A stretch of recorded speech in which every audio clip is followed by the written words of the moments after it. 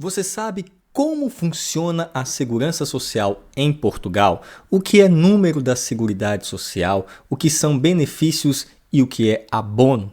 Hoje nós vamos explicar como funciona a segurança social em Portugal.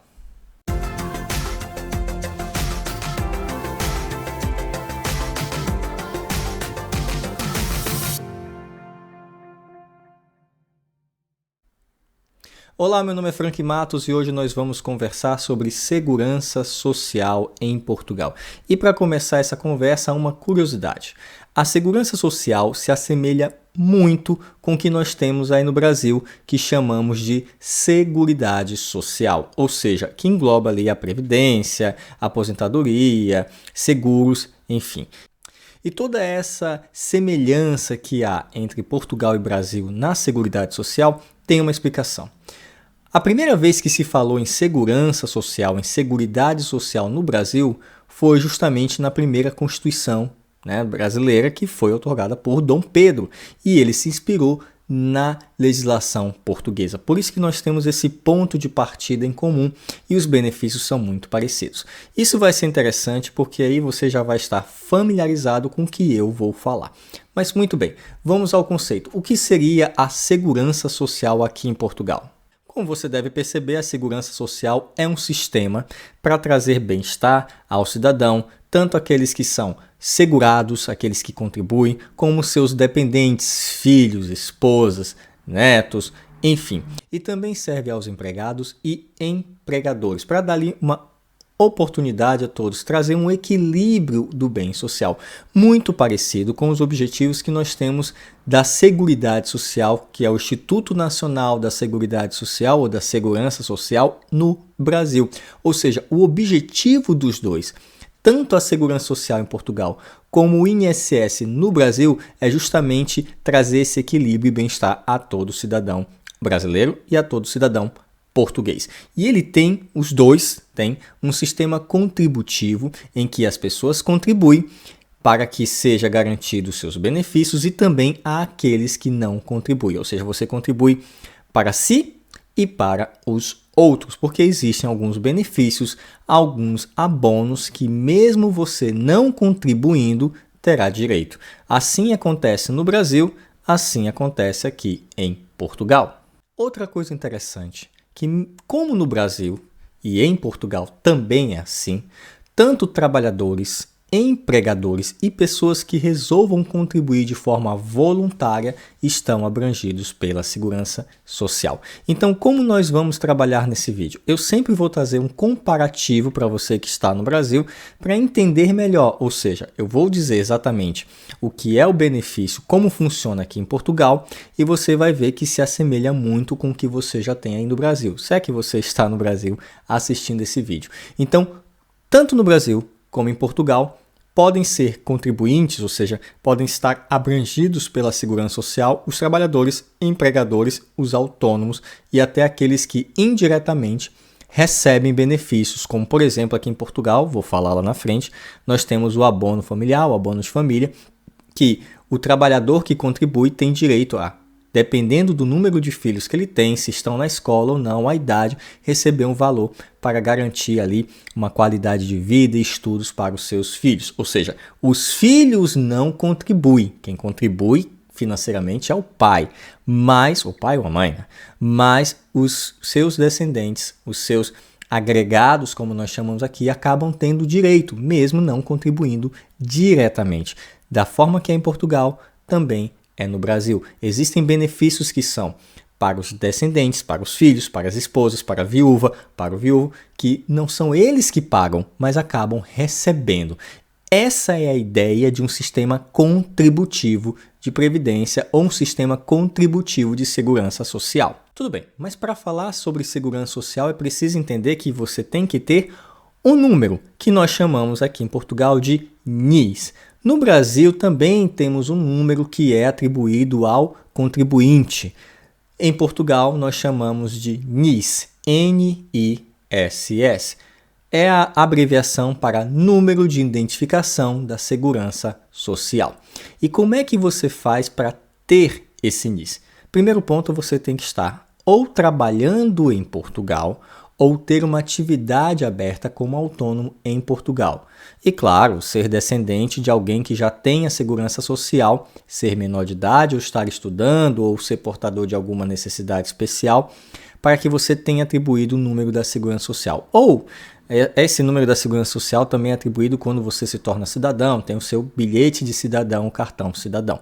Mas para você que é estrangeiro, tem duas formas de se obter um número de identificação da segurança social. Trabalhando, ou seja, tendo um contrato de trabalho, e aí se torna obrigação do seu empregador de lhe cadastrar junto à segurança social.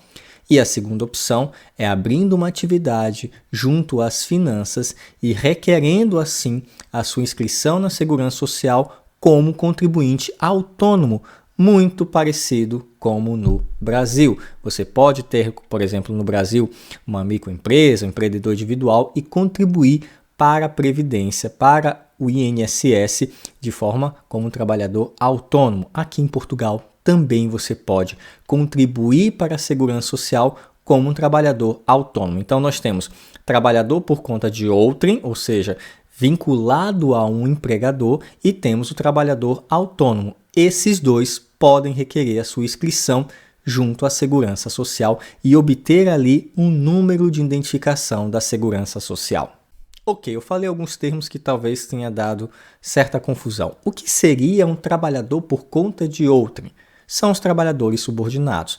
Eles podem ter um contrato por tempo efetivo, um contrato de trabalho temporário, um contrato de trabalho por condição certa, ou seja, com uma certa condição para terminar. Às vezes você trabalha para entrega de um projeto, para entrega de uma obra, então é uma condição. Você não tem como prever quando isso vai acabar, mas sabe que o seu contrato vai encerrar quando você entregar o objeto que foi contratado.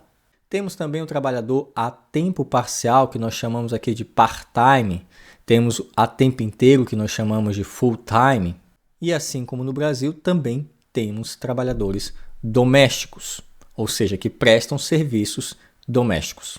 Quando você trabalha por conta de outra pessoa ou por conta de outrem é subordinado, o empregador, como eu falei antes, fica obrigado de fazer a sua inscrição junto à Segurança Social. E aí você vai ter, claro, que ter alguns documentos, como atestado de morada, número de identificação fiscal ou número de contribuinte e um documento de identificação pessoal, passaporte, bilhete de cidadão ou bilhete de identificação ou título de residência. E há que se ter muito cuidado, porque se essas informações forem falsas, ou seja, o empregador tentar burlar o sistema da segurança social, a inscrição será nula. E no caso de eu estar trabalhando para outra pessoa, assim como no Brasil, é o empregador que tem a obrigação de retirar do meu salário a minha contribuição e repassar mensalmente à segurança social. Muito bem, e como funciona com o trabalhador independente? Aquele que eu falei no início. O trabalhador independente, aquele que abriu uma atividade junto às finanças, deverá informar a segurança social enviando atestado de morada, número de identificação fiscal, também deve enviar seu bilhete de identificação, passaporte ou título de residência e, importantíssimo, o comprovante de abertura da sua atividade junto à autoridade tributária, ou seja, comprovante da abertura da sua empresa, vamos dizer assim, junto às finanças. E aí ele vai preencher um formulário junto à Segurança Social e vai solicitar que lhe seja atribuído um número de identificação social. E muito interessante aqui em Portugal é que mesmo o trabalhador por conta de outro, ou seja, o trabalhador subordinado e o trabalhador independente, eles têm uma certa proteção. Se o trabalhador independente ficasse impossibilitado de exercer as suas atividades, e aí ele vai ter direito sim a alguns benefícios, ou seja, ele vai ser equiparado a uma pessoa que está desempregada e vai receber alguns benefícios. Claro que depende, como no Brasil, do tempo de carência, tempo de contribuição que ele tem.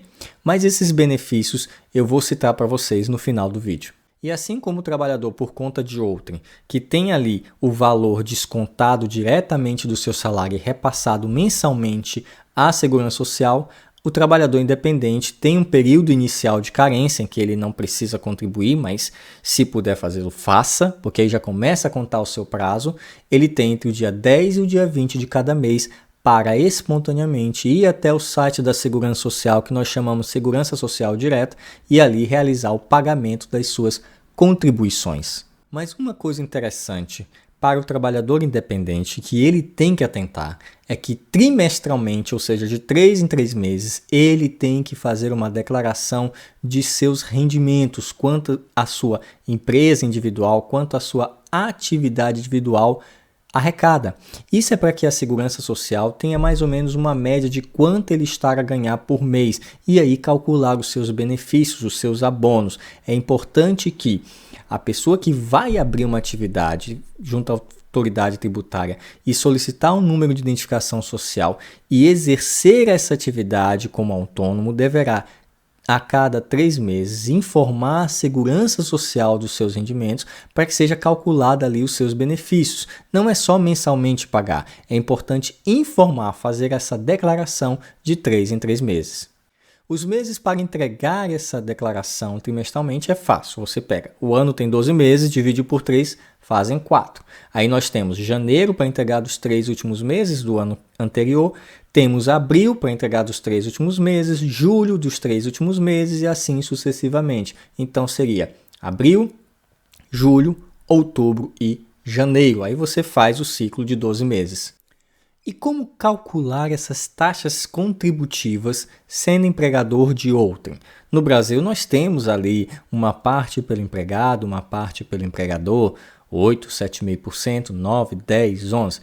Em Portugal, nós também temos uma tabela muito parecida. O site da Segurança Social, ele traz essa informação e eu vou ler aqui porque é muito difícil decorar tudo. São várias porcentagens que vão ser diferentes dependendo ali do tipo de empresa, do tipo de trabalhador. Então, vou ler aqui alguns exemplos de taxas contributivas. Os trabalhadores em geral, entidade empregadora paga 23,75% e o trabalhador entra com 11%, ou seja, 34,75% dos seus rendimentos a título de contribuição. É um pouco maior do que o do Brasil. Aí nós temos órgãos estatutários. Órgãos gerais recolhem um pouco menos, 20,3%, e também recolhe um pouco menos do trabalhador, 9,3%. Trabalhadores no domicílio, o empregador recolhe 20,3% e o trabalhador tem descontado do seu salário 9,3%. Esportistas, praticantes desportivos profissionais, o clube ou a entidade recolhe 22,3% e o atleta recolhe 11%. Trabalhadores em regime de contrato de muita curta duração. Isso aqui é interessante, porque nesse tipo de contrato só o empregador recolhe. Nada é descontado do trabalhador. E aí nós continuamos aqui, pensionistas, trabalhadores agrícolas. A empresa, o empregador, recolhe 22,3% e o trabalhador tem descontado 11%. Aí dá 33%. E aí faz uma divisão. Pesca, pesca costeira, espécies marinhas, pescadores de apeados. Então, é um ramo que acaba desmembrando. Temos trabalhadores das instituições particulares, de solidariedade social, entidades sem fins lucrativos, entidades de educação, trabalhadores domésticos com proteção, sem proteção no emprego. Então, no próprio site da Segurança Social tem um manual, são 6 páginas em PDF com todas as atividades, quanto o empregador paga e quanto o empregado recolhe. Olhando por alto, temos uma média aqui que vai de 22,9% até 34,75% de contribuição, já somando a parte do empregador com a parte do empregado. Muito parecido com o Brasil. E aí, se você exercer atividade como autônomo, as porcentagens vão depender da sua atividade e, claro, dos seus rendimentos. Então, no site da Segurança Social, vamos deixar aqui o link na descrição do vídeo, você pode ter acesso ao que eles chamam de tabela de taxas contributivas, já para ter uma ideia dos valores que vão ser descontados do seu empregador, que vão ser descontados do seu ordenado, do seu salário, ou se você vier como um autônomo, você também vai perceber quanto terá que contribuir para a segurança social para ter direito ao que nós chamamos de benefício. E já que estou falando em benefícios, conforme eu prometi, vou falar aqui alguns subsídios, alguns benefícios da segurança social em Portugal. O primeiro deles é o subsídio de doença, que é para compensar o que nós chamamos aqui de baixa, ou seja, a perda da remuneração resultante de um impedimento para trabalhar, ou meu ou de algum dependente por motivo de doença. Conheço pessoas que têm subsídio de doença porque estão impedidas de exercer atividade profissional e aí recebem esse benefício, muito parecido com o que temos também no Brasil. E aí nós temos o subsídio para assistência a filho, muito parecido com o que eu falei, que é o subsídio de doença, mas essa é atribuída ao pai ou à mãe para cuidar por motivo de doença de um dos seus filhos, ou seja, o filho está doente, precisa de cuidados, então você tem direito a esse subsídio, já que não pode atrapalhar porque tem que estar com seu filho, cuidando dele. E se tem um subsídio de assistência ao filho, aqui também tem um subsídio de assistência ao neto. Esse vai para os avós que ficam responsáveis para cuidar dos seus netos, que precisam de cuidados médicos ou outro tipo de cuidado em que não podem trabalhar, mas precisam dar atenção aos seus netos.